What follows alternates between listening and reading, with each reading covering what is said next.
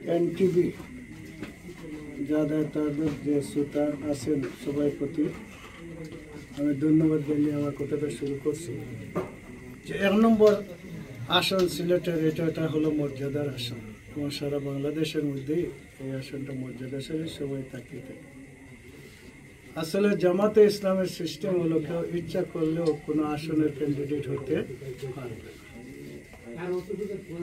তাই আমাকে জামাতে ইসলামী আসলে মনোনয়ন দিয়েছে, এই কারণে আমি এখানে প্রার্থী হয়েছি। তা আমার নিজের ইচ্ছায় হয় নাই, এটাই হলো আমার জবাব। আসলে আমার আরেকটি প্রশ্ন বা সর্বশেষ, যে জনগণ আসলে আপনাকে কি কারণে ভোট দিবে?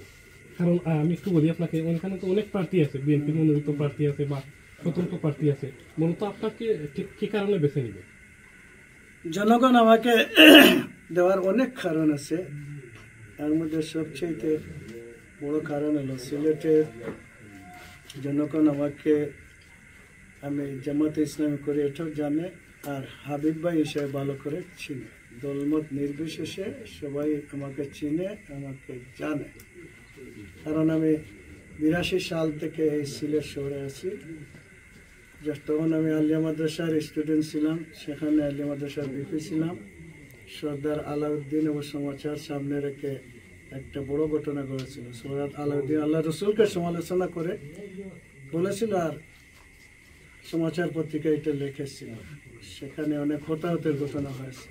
সেখানে যেটা ছাত্র বিপ্লবী পরিষদ ছিল, এইটারও সভাপতি আমি ছিলাম।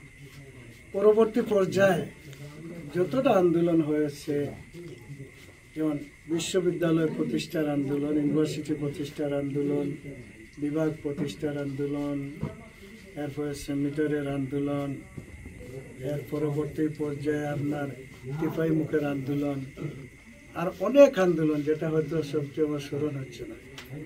এর মধ্যে নামকরণ বিরোধী শাহজালাল বিশ্ববিদ্যালয়ের আন্দোলন, সকল আন্দোলনে আমি প্রথম সারিতে ছিলাম। আর আজকে সবচাইতে বড় কথা হচ্ছে, যাদের নিয়ে আন্দোলন করেছিলাম এখন এরা কেউই নাই, আমি আছি।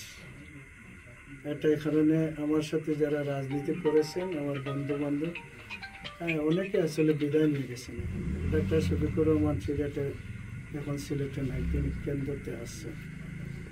এই হলো একটা কারণ। এর পরবর্তী পর্যায়ে হলো আমি সমাজসেবা এবং শিক্ষা ব্যবস্থায় অনেক কাজ করেছি। যেমন পাঠানটুলা জামিয়া ইসলামিয়া আজকে বাংলাদেশের মধ্যে প্রতিষ্ঠিত একটা প্রতিষ্ঠান, প্রসিদ্ধ, সেটারও প্রতিষ্ঠার একজন উদ্যোক্তা, সক্রিয় উদ্যোক্তা আমি ছিলাম। আলামিন জামিয়া ইসলামিয়া তো আমি নিজেই প্রতিষ্ঠাতা প্রিন্সিপাল ছিলাম। আমি 8 বছর শাহজালাল জামিয়া ইসলামিয়ার শিক্ষকতা আমি করেছি। তাই একদিক দিয়ে আমি শিক্ষক, আরেক দিক দিয়ে আমি প্রতিষ্ঠাতা। এই সিলেট আইডিয়াল মাদ্রাসা, যেটা সিলেটের মধ্যে বর্তমানে সেরা মাদ্রাসা, এটাতে আমি নিজেই প্রতিষ্ঠিত করেছি কিছু ভাইদেরকে নিয়ে, আজকে সেরা অবস্থায় আছে। আমি আসলে এই সিলেটে প্রথম হাউজিং প্রকল্প শুরু করেছি, যেটা সবুজবাগ আবাসিক এলাকা। আমি ব্যবসায়িক ক্ষেত্রে বিশেষ করে সিলেট ট্রেড সেন্টার, আপনারা নাম শুনছেন, এটা এশিয়ার মধ্যে একটা উন্নত মানের ভেজিটেবল মার্কেট, এটার উদ্যোক্তা আমি ছিলাম। পরবর্তী পর্যায়ে এই চিকিৎসা সেবায় আমি ভূমিকা রাখার চেষ্টা করছি। ইবনে সিনা হাসপাতাল সিলেট লিমিটেড, এটা তো 45টা বেড দিয়ে আমি শুরু করেছিলাম, আজকে 250 বেডে রূপান্তরিত হয়েছে। এবং এই সিলেটের মধ্যে একটা পাইনিয়ার আইকন, একটা উদাহরণ সৃষ্টি করার মতো এই প্রতিষ্ঠান হয়েছে, যেটাকে সামনে রেখে সিলেটের এই রোডে অনেকটা হাসপাতাল হয়েছে। এটা আপনারা সাক্ষী।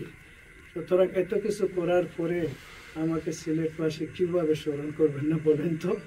যারা ক্যান্ডিডেট আসবেন তাদেরকে একটু জিজ্ঞাসা করবেন যে এই সিলেটে আপনি কী করছেন, তখন বুঝবেন যে আমি কী করছি। এই হলো একটা দিক। দ্বিতীয় দিক হলো, এই দেশের জনগণ সকল দলের অবস্থা দেখেছে, বিএনপিরও দেখেছে, আওয়ামী লীগেরও দেখেছে, জাতীয় পার্টিরও দেখেছে। এই জাতির ভাগ্যের পরিবর্তন হয় না, যদিও তাদের কারো কারো হয়তো হতে পারে। লুটপাটও দেখেছে, সন্ত্রাস দেখেছে, চাঁদাবাজি দেখেছে, দুর্নীতি দেখেছে। জামাতে ইসলামীকেও দেখেছে। 2 জন মন্ত্রী আমাদের ছিলেন, 3টা মন্ত্রণালয় পরিচালনা করেছে, কিন্তু সার্চ লাইট দিয়ে তারা অনুসন্ধান করে আমাদের মন্ত্রীদের কোনো ত্রুটি বাহির করতে পারে নাই। তাই এবার আমার বিশ্বাস এবং জাতির কাছে এটা ঐতিহাসিক সত্য যে এবার সময় এসেছে দাঁড়িপাল্লায় ভোট দিয়ে জামাত ইসলামীকে দেখবে, এবং আমি বিশ্বাস করি এবার জনগণ দাঁড়িপাল্লায় ভোট দিয়ে জামাত ইসলামীকে পার্লামেন্টের ক্ষমতায় পাঠাবে ইনশাআল্লাহ। এবং আমি আহ্বান জানাচ্ছি যে দেখেন যদি জামাত ইসলাম পারে না 5 বছর পরে আবার বাদ দিয়ে দিবেন। আপাতত আমার এই কথাটা এখানে শেষ। একটু আপনার বিরক্ত করি আপনি ভুল না করি, আপনি দীর্ঘদিন গোলাপগঞ্জ বিয়ানীবাজার লইয়া কাজ করছেন, তো আপনি সিলেট এক লইয়া কাজ করবা, সিলেট সদর নগর লইয়া, এটা কোনো মানে কোনো জড়তা আপনার মাঝে কাজ করেন নেই, নাম্বার 1। আর সেকেন্ড হইল কি আপনার নির্বাচনী এলাকার সাধারণ জনগণের উদ্দেশ্যে আপনার মেসেজটা কি থাকবে? ঠিক আছে, আমি প্রথমে হলো 6 নম্বর আসনে আমি 2বার নির্বাচন করেছি, দ্বিতীয়বার তো আমি সেকেন্ড হয়েছি, মুকুলমা সাহেবের ব্যাপারে আমি ভোট পেয়েছি। আমাকে 6 নম্বর আসনতে করার জন্য অনেক পিড়াপিড়ি করেছে। তো আপনারা জানেন আমার বয়সটাও বেশি হয়েছে, এখন আমার সমপরিমাণ রাজনীতিবিদ কেউ আসলে বয়সের দিক দিয়ে নাই, আমার সাথেও কেউ নাই। এরপরে আমি কয়েকবার অসুস্থ হয়েছি, একবার 2007 সালে, এরপরে 19 সালের জানুয়ারিতে আমাকে তো বিদায় দিয়েছে সিলেটবাসী যে আমি বাঁচবো কিনা, ফেসবুকার লাগাই আসলে দেখাতে গিয়েছি, এরপরে ফিরে আসছি। তো আগের যে 96 হাবিবুর রহমান আর 28 হাবিবুর রহমান, আর বর্তমানে 2025 বা 26-এ নির্বাচন হবে, এই হাবিবুর রহমান আসলে সমান না, দৈহিক দিক দিয়ে সমান না, অভিজ্ঞতার দিক দিয়ে বেশি হতে পারে। এর জন্য আমি দেখছি সেখানে যেদিন আমাকে দেওয়া হতো তাহলে যেতে লাগে 1.5 ঘন্টা, আসতে লাগে 1.5 ঘন্টা, আর নদী টদী পাহাড় এগুলো হলে ডেইলি আরো 5 ঘন্টার সময় দিয়ে রাত 12টা 1টা আসতে হতো। আমি হাবিবুর রহমানের পক্ষে সেখানে একসাথে কাজ করা সম্ভব হতো না, এই জন্য আসলে আমার সংগঠন আমার প্রতি এহসান করেছে। আর এটাও আমি কোনো কল্পনা তো নাই, পরে দিয়েছে, দেওয়ার প্রথম দিকে যখন দেয় তখন আমি কান্নাকাটি অনেকটা করেছি যে কী করে করি। এরপরে দেখলাম যে আমার বাসা থেকে আমি আধা ঘন্টায় যে কোনো জায়গায় যেতে পারি। আমি সারা জেলার দায়িত্ব পালন করছি, 12টা হইল স্থায়ী উপজেলা, পৌরসভা 4টে আছে, আমাদের যে 20টার মতো উপজেলা, এগুলো আমি সফর করছি। এবং এখানে যে সফর যেগুলো, এগুলো কোনো কিছু আমার কোনো কাজে লাগতেছে না, মানে কোনো কিছু আমার শরীরেও লাগতেছে না, মনের মধ্যেও লাগতেছে না, বেশি কাজটা আগে করে আসছি। এই কারণে এদিক দিয়ে এই আসনটা পার্সোনালি কাজটা আমি এই আসনে বেশি করেছি, যদি নির্বাচন সেখানে করেছি, পার্সোনালি এত কাজ সেখানে করে। কিছুদিন আগেও আমি কাজ করেছি, যেমন এই উপশহরের রাস্তাগুলো নষ্ট হয়ে যাচ্ছে, আমি নিজে, আমরা একটা ডেলিগেট নিয়ে গেছি, গিয়ে বলছি এগুলো করবেন কিনা বলেন, তারা ওয়াদা করেছে। আমার একটা রোড ছিল লামাপাড়ায়, ইটের বোল্ডারগুলো পাঠানো ছিল, পাথরগুলো, তো প্লেয়ার হলে লোকেরা বলতো যে আপনি তাকে না এখানে বর্গিয়ে অনুরোধ করছি, এক রাত্রে করে দিয়েছে।